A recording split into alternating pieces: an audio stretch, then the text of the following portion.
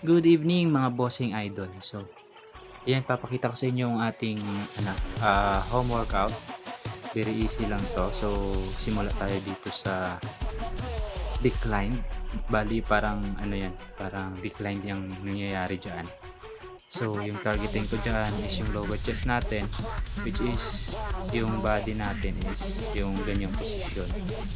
So, dahil nasa home workout tayo, merong pagkakaibang posisyon pero same target. Then next natin is yung standard lang, yung regular na push up lang. Ginawa natin dito bawat workout set is 4 sets din 20-20 reps yung ginawa natin dito kasi medyo magaan na lang yung natin yung body weight. So ginagawa ko dito is 20 reps or failure pa. Yan. So yun lang mga idol kasi medyo masama yung panahon ngayon. Home workout muna tayo. Then next workout ko is yung ayan naman, nakataas naman yung paa. Then parang yung target ko dito kasi medyo mababa siya. So parang standard push up lang or regular push up lang, pero sana target natin dito is yung ating upper chest. Kung mataas-taas sana mas maganda. Ganyan. Hindi na natin kailangan ng sobrang daming workout pag sa home workout lang tayo. Yan. Gawin lang natin dito, tatlong workout lang bawat muscle kasi magana na. Then syempre, next natin yung ating side lateral. Kung meron kayo dyang mga DIY dumbbells, mas maganda para naman sa workout natin sa shoulder natin. So side lateral natin dito na nakaupo, seated. Yan. Ganun din yung ginawa natin dito. 20 repetitions, then 4 sets. Talagang maninibago ko sa home workout kasi nga magaan lang.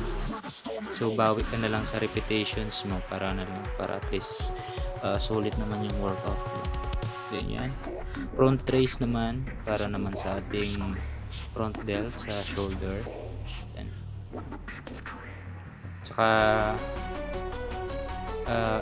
focus lang din sa muscle na wino-workout natin. Kahit magaan yan, at least kahit paano may tama para hindi useless yung workout natin. Mag-workout tayo mga idol sa ating bahay kahit mga 30 minutes, bigyan natin ng oras kasi malaking bagay din yan.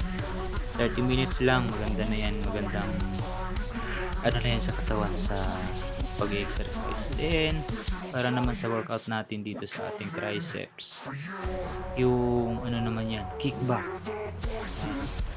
Para sa triceps natin, diba mas maganda kung may dumbbell ka. Sulit kahit home workout lang, mga basic lang.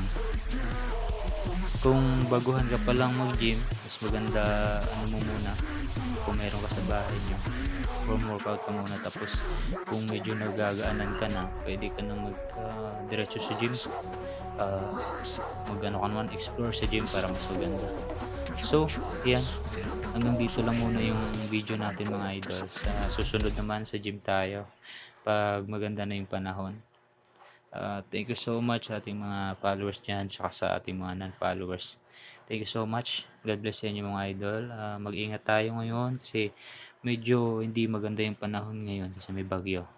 Good night and God bless.